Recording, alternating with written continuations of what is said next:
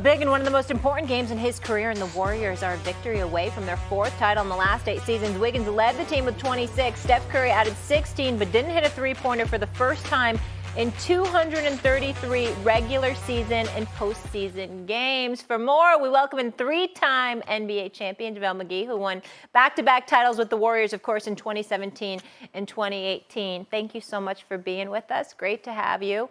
And let's start with last night. A bit of an off night for Steph Curry and the Warriors, but obviously they still get the win. What does that say to you about this squad? They're extremely deep, extremely deep. They have weapons all across the board, and I just feel like the signing of Andrew Wiggins was definitely a major one, and it's just really impressive what he's doing in the finals. JaVale, man, it's always good to see you, man. Thank you for being on the show. When you watch this Warriors team, obviously you played with Steph Curry, Klay Thompson before. You see Jordan Poole and how he's really elevated his game. Draymond is still there and what have you. But when you watch this Warriors team, tell us what you see from them that you don't see from too many teams in the National Basketball Association. Give us your perspective on what we're all watching. In my opinion, from the front office, I feel like they have the ability to draft guys that fit with each other and understand that they all can come up together and play championship basketball.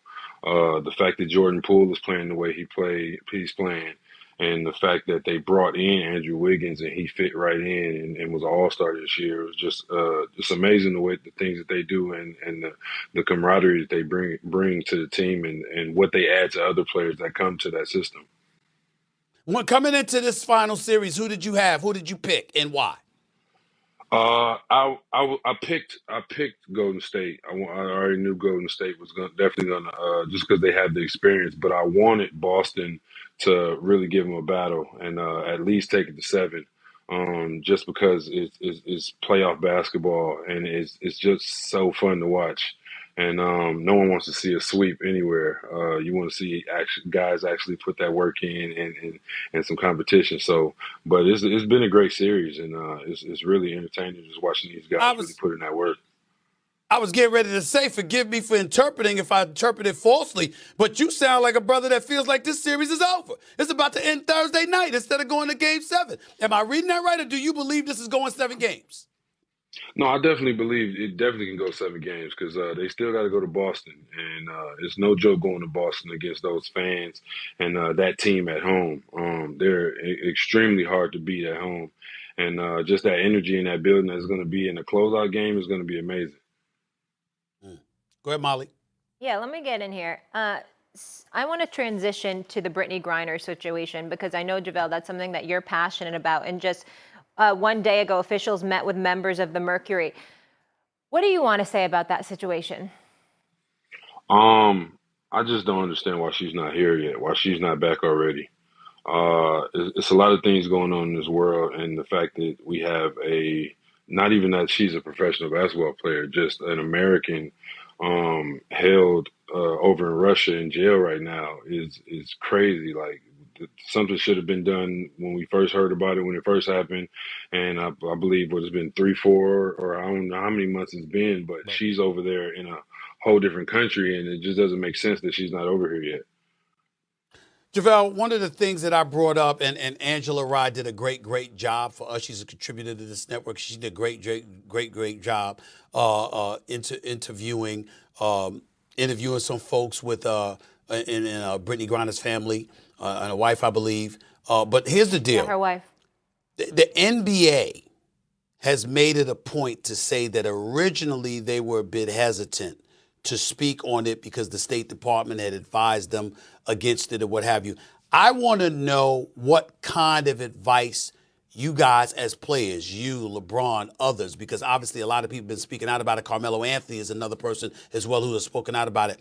What kind of advice, if any, have y'all received, whether it's from the government, from your teams that you represent, et cetera, on when to speak about this issue and how to speak about this issue just because it's involving the sensitivity? We're talking about Putin over there running Russia, and we know what he's doing with Ukraine and what have you. I'm wondering what kind of advice y'all have received. We've just been hearing when it first happened, it was more of it's a sensitive subject and it's something we really don't want to touch on just because Russia's in a war right now and there's a lot going on and things that we really can't even imagine right now. So when we got the okay or at least the head nod to speak on it, everybody was adamant. But internally everybody was talking about it like it's a crazy situation for and somebody in the WNBA is one of our own for one of our own to be locked up in a foreign country for something that's legal in America, which is even crazier. So it's just truly heartbreaking, and I just hope she gets over here as soon as possible. Yeah, we all second that and applaud you using your voice as well. JaVale, thank you so much for being with us this morning. Appreciate you stopping by.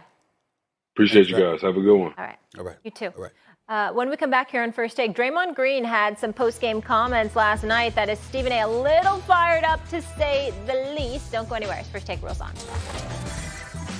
Yesterday, we debated, is it a big deal that Anthony Davis had not taken a shot since April 5th? JJ arguing absolutely not. Stephen A. saying yes, and that spurred this debate. Let's flash back.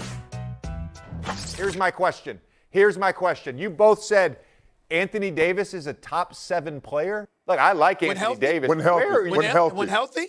Luka, Joel Embiid, Giannis, Steph Curry, LeBron James, Nikola Jokic, and Kevin Durant. If he's better than those guys, if that's what you think, by all means, okay.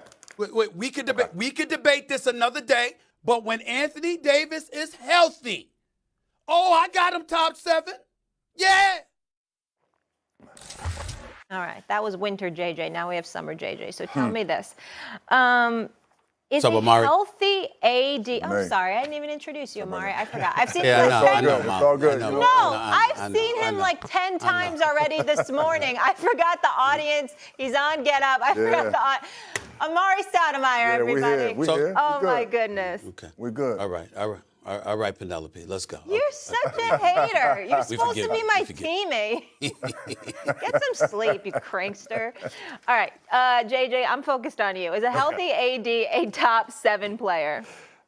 No, he's not. And again, like I said yesterday, he's a great player. Yeah. And he's been primarily unavailable since they won the championship in the bubble. He played half the Lakers games in 2021. I think he played 36 games of the 72, and last year he missed 50 games. He hasn't been healthy.